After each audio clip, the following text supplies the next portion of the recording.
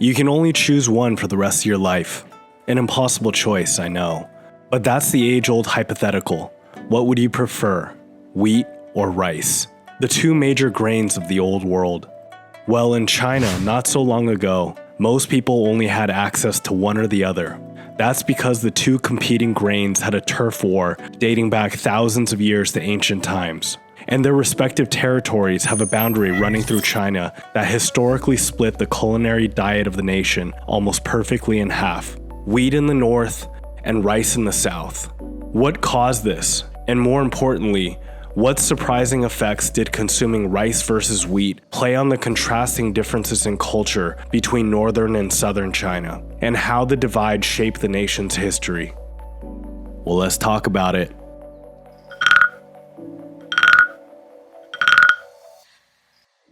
When we think of China today, the first staple crop that comes to mind for many Westerners might be rice. But millet and later wheat were actually the first grains that fueled ancient China's earliest civilizations. Pre-imperial history largely revolved around a never-ending conflict between kingdoms, vying for dominance over the most fertile millet-growing lands surrounding the Yellow River Basin. However, grain cultivation trends evolved over the millennia, and by the modern era, China's rice consumption had grown to overtake wheat as China's most popular grain. Today, the two are nearly neck and neck, with rice having a slight edge at 146 million tons versus 110 million tons of wheat per year. The North predominantly consumes flour-based foods like noodles, dumplings, steamed buns, and flatbreads, while the South is famous for rice noodles, changfen, fantuan, and eating every meal accompanied by a bowl of rice. So much so that in Chinese dialects, the word to eat, with origins from southern China, is literally translated as eat rice or 吃饭. To start, let's clarify that the divide between the rice half and wheat half of China isn't exactly a north-south divide, but more a northwest and southeast divide. Coastal regions in the east, even in northern China, have a long history of rice cultivation and consumption. And this transcends the borders of China, exemplified by Korean and Japanese cuisine, two cultures that sit parallel to northern China, but rely on rice-heavy diets. This dividing line is entirely a product of their respective climates. Rice requires humid, wet environments to grow, regions with consistent rainfall in the spring and fall. So even in the north, coastal regions are consistently wet enough to sustain the growth of rice, while wheat thrives in the drier climates of the northwestern plains of China. Interesting side note, although harvested rice and wheat look and taste quite different, they're very closely related cousins, both being members of the Poaceae family, aka the grass family. Rice also yields nearly double the calories per acre compared to wheat, especially in regions with ample water for paddy cultivation. 8 million calories per acre for rice, and 4.4 million calories per acre for wheat. Wheat supported large populations, but generally lower population density than rice-growing areas, meaning Middle Eastern, European, and Northwestern Chinese societies often needed more land to feed the same number of people. Because rice yields more calories per acre, it allowed higher population densities on relatively smaller plots of land. This is why heavy rice cultivating regions like the Yangtze River Valley in China, the Ganges Plain in India, and the Mekong Delta in Southeast Asia became some of the most densely populated areas on Earth by the modern era. For China though, this wasn't always the case. The Yellow River Basin in the north was the heart and birthplace of East Asian civilization, dating back to over 5,000 years ago. What would later become southern China was, at the time, predominantly populated by non-Chinese, Austroasiatic tribal states, who the Chinese referred to as the Yue, a name to describe southern barbarians. The Yue people, while skilled rice farmers, with evidence of paddy rice cultivation spanning back millennia before the Chinese began their southbound conquests, were semi-sedentary people, starkly contrasting the centralized agrarian lifestyle of northern China, where intensive millet and later wheat production fueled the first large urban centers in East Asia. It wasn't until the first millennium AD that the heavily forested regions to the south of the Yangtze River, which received significant waves of Chinese migrants that would gradually displace or integrate the Yue into Chinese society, that large-scale wet rice irrigation systems were developed, rapidly increasing the population density of what would become southern China. This had profound effects on the trajectory of Chinese history. Beginning in the 3rd and 2nd centuries BC, during the Qin and Han dynasties, government-sponsored resettlement programs saw the migration of hundreds of thousands of Chinese southbound as far as modern-day Vietnam. 500,000 Qin imperial soldiers were dispatched to pacify the indigenous Yue, offering protection for early Chinese settlers, who brought with them iron tools and Chinese farming techniques, beginning the slow, centuries-long process of clearing the densely forested southern landscape. By the 7th century AD, the Tang dynasty would further ramp up deforestation operations, not only clearing forests, but draining lowland swamps to prep for rice cultivation. With the most state-of-the-art hydraulic engineering methods of the era brought from northern China, embankments, canals, terraces, reservoirs, and drainage systems were built on giant scales, completely transforming southern China. As mentioned earlier, rice per square acre yielded nearly double the number of calories as wheat. This led to an explosion in southern China's population. In provinces that were historically considered semi-civilized frontierlands, now sprang megacities of cultural and political significance, like Nanjing, Chengdu, Suzhou, Fuzhou, and Guangzhou, which began rivaling their contemporary counterpart cities in the north. This southern population boom was further fueled by a repeating theme of invasions of northern China by far north steppe peoples, like the Xiongnu, Manchu, and Mongols, who triggered mass southbound migrations of Chinese populations fleeing violence and famine brought about by these nomadic invaders. Historically, northern China was the political and cultural core of Chinese civilization during the ancient era, but by the Middle Ages, the conceptual center of China had shifted farther south. So what are the differing effects on the rice-eating population compared to the wheat-eating population? Maybe the first that comes to mind is physical stature. Chinese people have long been aware that northerners tend to be taller than southerners. And for centuries, many attributed this to rice versus wheat diets, with northern Chinese eating more wheat, therefore possessing a taller population. The science behind this theory could be attributed to the fact that refined white rice is higher in caloric density per gram, but lower in protein per gram compared to wheat. This meant that wheat consumers, if not accounting for other supplemental foods like fruits, legumes, and meats, and taking into account staple grains only, would be absorbing fewer carbohydrates, but more protein per gram of wheat compared to someone eating the equivalent in rice. Caution should be taken before jumping to the conclusion that you should only feed your kids wheat and not rice if you want them to become NBA players.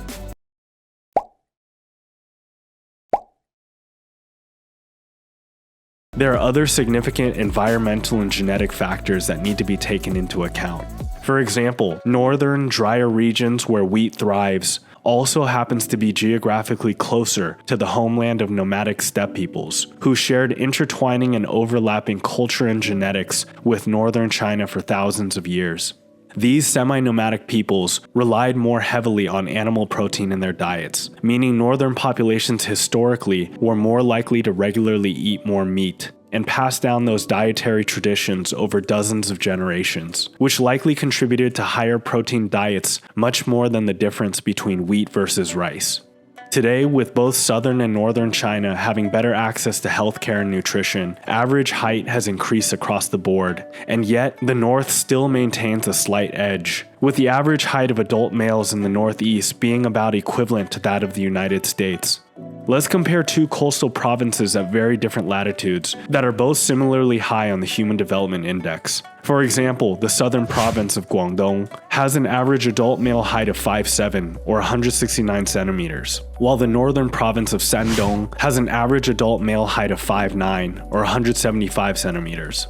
So while the rice versus wheat theory likely does affect average height to a small degree, at the end of the day, genetic differences between northern and southern populations may be playing a bigger role in shaping the height differences in China. Before we go any further, let's get the record straight. Northern China, even in parts of the West, did historically cultivate rice.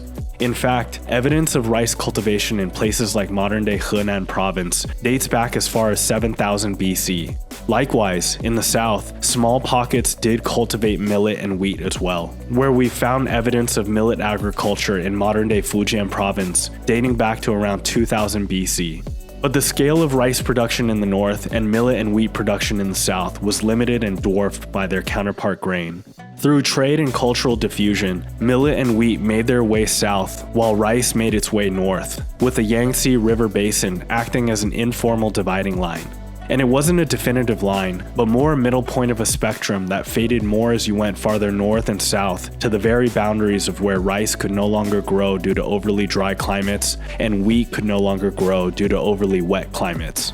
Fun side note, corn, which was introduced by Europeans from the Americas via the Columbian Exchange in the 1500s, could more easily grow in both tropical and temperate environments, allowing this New World crop to be cultivated in both northern and southern China, which was a major contributor to the Ming Dynasty increasing its population from 50 million to 150 million, followed by the Qing Dynasty increasing its population from 150 million to 300 million, often staving off mass famine during droughts or floods.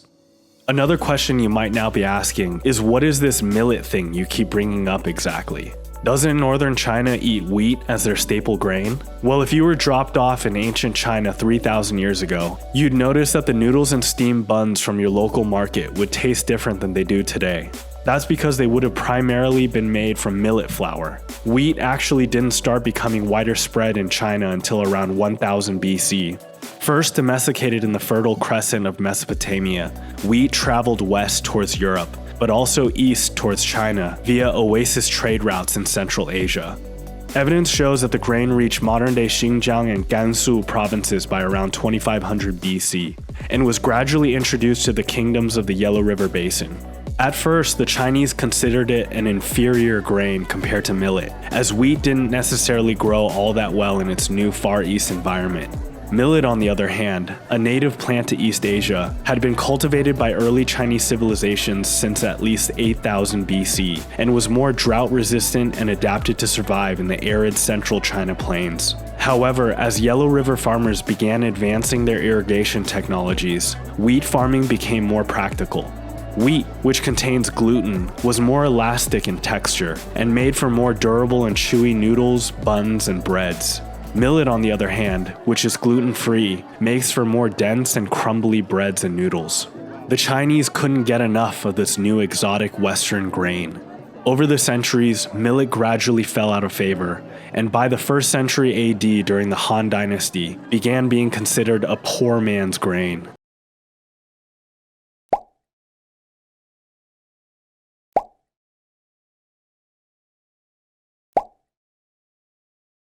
This change in dietary preference was also fueled by the Han imperial court, as state granaries preferred wheat over millet because of its lower fat content, allowing it to be stored for longer periods of time before becoming rancid. A second difference the wheat versus rice divide created between the two halves of China is in social norms. Let's look at the differences in cultivation methods first. Paddy rice grows in standing water, so rice villages built irrigation systems to flood and drain their fields. Those systems lock farmers into a network they need to manage as a team. A need for coordination developed when they flooded their fields. Who gets how much water, and how to maintain the channels. Rice also generally required more labor than wheat. Anthropologists studying traditional villages in China found that rice took about twice the labor of wheat. Farmers relied on other people to cope with these labor demands, enlisting neighbors and extended family to make it through periods of peak labor demands, like planting, transplanting, and harvesting. The theory is that over time, the need for coordination shaped rice farming cultures to be more interdependent, promoting a more collectivist way of life. In contrast, wheat farming required less coordination. The relative freedom allowed people to be more independent and relationships to be a bit looser. One way to test this theory was to give psychological tests to people in northern and southern China. Several studies found cultural differences that fall onto the historical borders of rice and wheat farming. For example, southern China has lower divorce rates and stronger ties to friends over strangers. People in interdependent cultures tend to emphasize fitting into social environment rather than disrupting it. Consistent with this theory, studies have found that people in southern China, as well as rice-cultivating regions of southeastern India, are less likely to move chairs out of the way in coffee shops, and less likely to literally draw outside the lines in a creative drawing task, compared to northern China and northwestern India. Rice cultures have tighter social norms and more committed social relationships, whether comparing regions within China or countries around the world. But these methods still make it hard to pin down causality. The gold standard in psychology is to invite people to a laboratory, randomly assign them to do one of two things, and then test them to see how they change. But we can't randomly assign people to farm rice for a lifetime in the lab just to see what happens. But it just so happened that China unintentionally did just that back in the 1950s. After World War II and China's Civil War ended, the country had masses of soldiers accompanied by a growing population. To address these problems, the government started creating state-run farms. They allocated new farmland in outlying areas and sent people to work. Two of those farms were in Ningxia province, a remote corner of northwest China, an area that historically only farmed millet and wheat. However, the government decided that one farm should grow rice and the other wheat. The two farms were only 56 kilometers away from each other, meaning they were virtually identical in terms of temperature, rainfall, latitude, and history. A study was run, asking people from these two farms to draw circles on a sheet of paper to represent themselves and friends and family members. What they didn't tell the participants is that the researchers later measured the size of the self to see if the farmers drew themselves larger than they drew their friends and family. Previous research found that people in individualistic cultures like the US and the UK show more self-inflation than people in collectivist cultures like Japan. And what do you know? The results were that wheat farmers tended to self-inflate more than rice farmers. This state-led farming program led to one of the most unique anthropological phenomena in modern Chinese history, an unnatural rice island in the middle of the heart of the wheat half of China. Another result of this wheat-rice divide is its potential impact on gender roles. Have you ever noticed that you often see women working on rice farms, but less often on wheat farms? Well, this isn't a coincidence. It's because wheat is traditionally grown mostly on dry fields, plowing with oxen or horses. The drier nature of the earth requires more upper body strength and animal handling, traditionally associated with men. After sowing, wheat fields need relatively little daily attention until harvest, meaning there weren't a lot of labor roles women could fill on the farm. Rice farms, on the other hand, were waterlogged, making plowing with animals more difficult, so much of the work was by hand. Tasks on farms included transplanting seedlings, weeding, managing water levels, and harvesting, all more labor-intensive, repetitive, and constant, requiring more hands but less brute physical strength compared to wheat farming, giving women central roles in the rice cultivation process. This acceptance of women working alongside men may have played a major role in the difference in the social hierarchy of women in the South compared to the North. In the North, where historically women were essentially subjects to their fathers, husbands, and even brothers, women's roles were confined more to child rearing, cooking, and household work, while men worked the fields, creating a clearer division in gender roles and social status. There's even a saying in Chinese, "If you're marrying a man, then marry a Shanghainese man." Shanghai being a representation of Southern Chinese culture and insinuating that Southern Chinese men pamper and listen to their wives more than their Northern male counterparts. And perhaps it comes as no surprise that prior to the Chinese conquest of what is now modern-day Southern China, most indigenous Yue cultures were matriarchal societies, where women were near equals to men, if not the dominant members of their households. It wasn't until Yellow River civilizations from the north spread their culture southbound that they gradually chipped away at the status of women in the south by introducing Confucian values, which strongly emphasized the importance of the patriarchy. So interestingly, Southern China and even Vietnam today have a unique blend of indigenous matriarchal and Confucian patriarchal culture. So there you have it, all the ways this grain dividing line influenced the history and contrasting cultures of China. Rice or wheat? Which side do you prefer? If you enjoyed this video, please consider liking and subscribing. It makes a huge difference in allowing me to create more content like this.